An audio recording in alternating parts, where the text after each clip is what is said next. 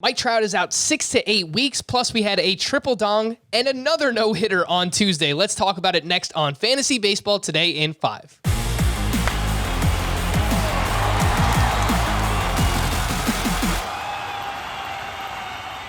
Welcome into FBT in 5. As always, make sure to follow and stream us on Spotify. Today is Wednesday, May 19th. I am Frank Stanfield, joined by Scott White. Mike Trout is out for the next 6 to 8 weeks with a right calf strain, which basically brings us to right around the All-Star break in mid-July. Scott, if you were looking for a replacement, you're not going to find one because no one's Mike Trout. But how would you rank these three outfielders? Willie Calhoun, Robbie Grossman, or Tyler Naquin? You just did, Frank. You just did. Nice. Willie Calhoun, we've been talking about him as an exciting waiver wire pickup for a while now. Formerly a pretty good prospect, makes a lot of contact, a lot of power potential there, and he's making good on it this year. I don't know why people are so slow to react to it, but maybe losing Trout would be the impetus for someone in your league to pick him up. Robbie Grossman's interesting because he adds that speed element, and he gets on base a lot. And has been hitting for some power here early on. We've never seen him sustain it over a full season, and he's been around a while. So I have my doubts he will this year, but he's been interesting enough that if you have an outfield opening, whether it's you losing Trout or not, Grossman's somebody you need to look into. How about it's not a terrible choice either, but he's the third choice, clearly. Yeah, one of your favorites, Scott, Tyler Naquin. What about if you're in a deeper league? These are names that are rostered in 30% or less. How would you rank Hunter Renfroe, Harrison Bader, and Josh Naylor? I think Bader's the most interesting of them. His strikeout rate is way down this year, and his expected stats look pretty good. He also has that speed element.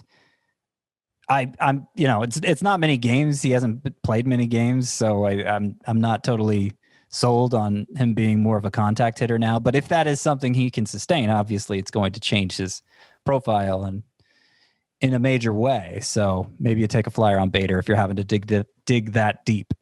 Scott, we needed to see something, anything positive from Luis Castillo on Tuesday, and we did. He finished with 11 strikeouts. He allowed 3 runs over 5 innings pitched. So where do we go with Luis Castillo from here, Scott? Would you still be looking to buy him after the start? Yeah, and I think it actually works out perfectly for you to do that because the net result of this start was bad for whoever started Castillo. It still ended up being a high ERA. The 3 earned runs in 5 innings, it still ended up being a high whip because there were 9 base runners. He walked 3. But in the way Castillo described this start is it wasn't just 1 step forward, it was 3 steps forward. And I would agree because remember after his last start, his changeup, his bread and butter pitch, he hardly used it in his last start. And it's like, wow, what's going on? He's really lost faith in it. It was his most used pitch in this start. And it had the bite that it hasn't had all season. He had 21 swinging strikes, not only those 11 strikeouts, but 21 swinging strikes, including 8 on the changeup. He had 9 on the slider. Not really sure where that came from, but basically all his pitches were working. The velocity was up. He averaged nearly 98 on his fastball. This is what Castillo bouncing back would look like.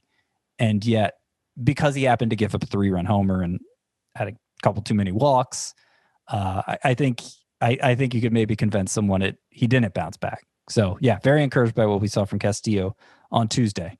Somebody else who needed to bounce back from a slow start this season was Miguel Sano with the Minnesota Twins, and he wound up with not 1, not 2, but 3 home runs on Tuesday, Scott. He is 52% rostered. If he is available, what leagues should he be added in? I'd hesitate in a points league just because the strikeout rate is so high, but there's so much volatility to his profile. He's one of a handful of players I think has a potential 50 homer outcome in there. You just project out his numbers from 2019 and he's there. So it doesn't surprise me to see him have 3 homers this game. It wouldn't surprise me to see him have a dozen homers this month. It's just really hard to predict from week to week setting your lineups. And it's going to drive you crazy trying in all likelihood. Roto leagues, all those roster spots to fill, if you can have the discipline to stick with him as long as he's not injured, it'll probably be worth it. But in shallower leagues, maybe not. All right, Scott, we had another no-hitter. This is the year of injuries and no-hitters. It's basically, this entire podcast is a microcosm of this season. But Spencer Turnbull, no-hitter at the Mariners, 2 walks, 9 strikeouts, 19 swinging strikes. He is 17% roster on CBS. Is he a must-add? I mean, how many no-hitters is that just against the Mariners this year? It's not the first, I know. So must-add, no, I mean, now when no-hitters are going to be this common, and Spencer Turnbull's track record is pretty blah. Really, this season, prior to the last two starts, not much going on there. He's been getting more whiffs, especially on a slider, the past two starts. So I don't know. Maybe he's figured something out. I'd bet against it, and I think there are enough quality options at starting pitcher right now that you probably don't need to force yourself to pick up Turnbull. But, good for him that he got a no-hitter. Let's just give a shout-out to Blake Snell, who finally completed 6 innings for the first time since July 21st, 2019. He did that with 11 strikeouts against the Colorado Rockies. For more extensive fantasy baseball coverage, listen to the Fantasy Baseball Today podcast on Spotify, Apple Podcasts, Stitcher, your smart speakers, or anywhere else podcasts are found. And thanks for listening to Fantasy Baseball Today in 5. If you enjoyed the pod, please leave a 5-star review on Apple. We'll be back again tomorrow morning. Bye-bye.